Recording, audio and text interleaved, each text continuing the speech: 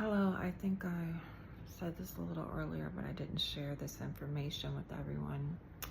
Um, I clearly and obviously left the DOJ.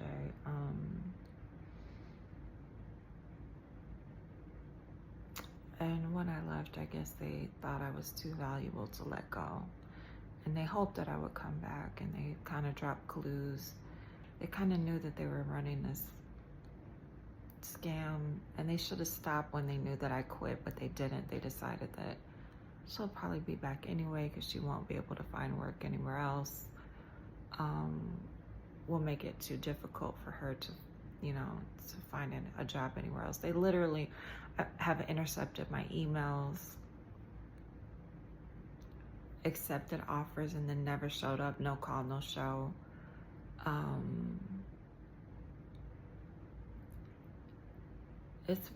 What they've done to my reputation and credit is atrocious because I was always able to take care of myself.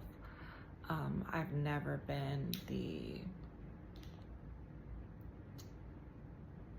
stereotype that they painted me to be, and it hurts me to my core that they're trying to force that narrative to become true in order to justify the dehumanization of my person, my family, my accounts.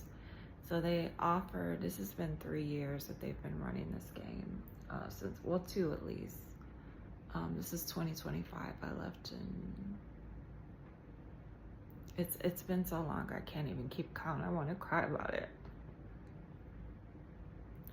Every time I think about how long I've been harassed.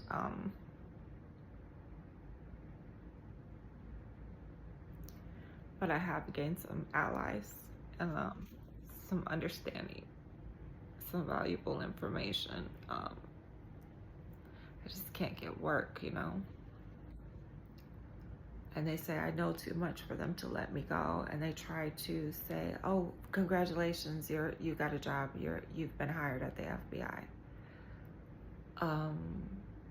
Congratulations, Veronica. This has all been a joke. You've been hired at the FBI." Okay, so where the fuck is my paycheck? Oh, we were gonna release the money. The only thing is you have to go back home to Wade. We got divorced in 2022. And I've never called, never texted, never gone back. Don't want to. I'm pretty sure he's also moved on. So that's not an option, okay? It's just not an option. And I don't want to be in Chicago anymore because the market was so difficult for me. It was so hard for me. Like, my mother kicked me out of my house with a police escort. So I'll never go back there. It can never be the same for me. I'm sorry, you've literally ruined that. All those relationships have been ruined. My family relationships have been ruined.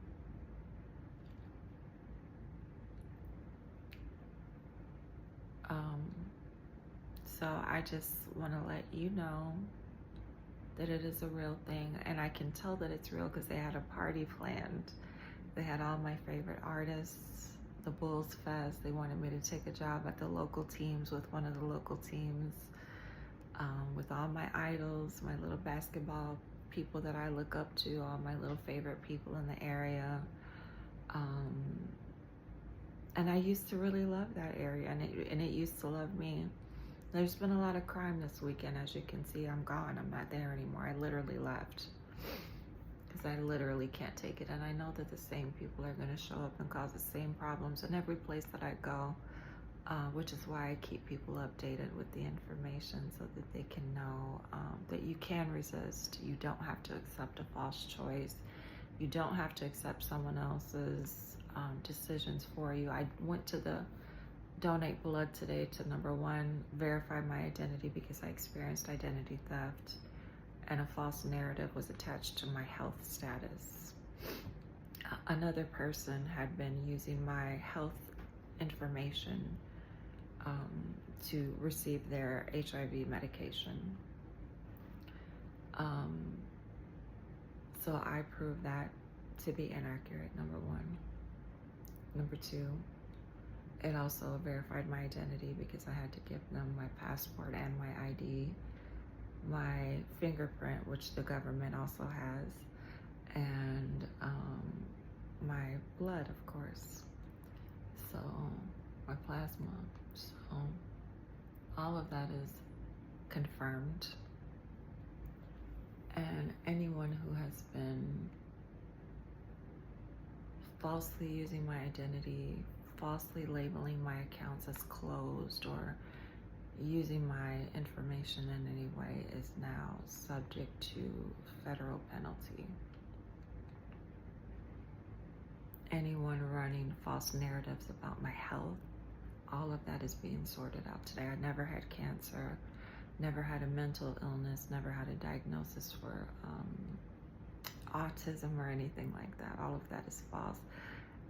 And they still try to push me. You should get food stamps.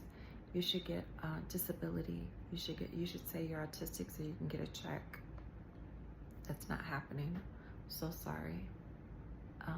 I'm able-bodied. I'm in my right mind, and I'm able to work, and that's what I'll be doing. So I'm just doing little things like getting my credit report so that I can file bankruptcy on the bills that I've been unable to pay since I've been harassed.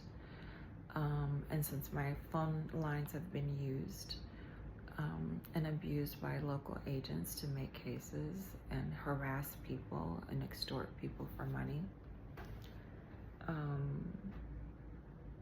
And all of that will be sorted out once I get my bankruptcy on file. I think there was a property that was gifted to me that was never shared with me. It was set in a trust and never shared with me. That information was never given to me ever. You know, settlement funds, insurance funds, family inheritance things were never given to me because they weren't sure if I was me.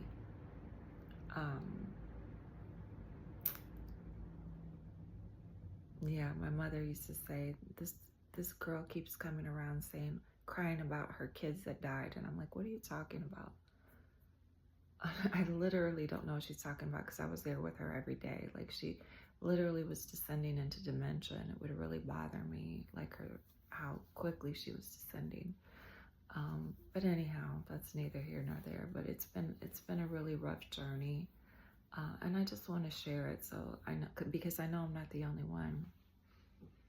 And in the meantime, some of those psyops ended up really helping me learn how to engage and apply my intelligence to various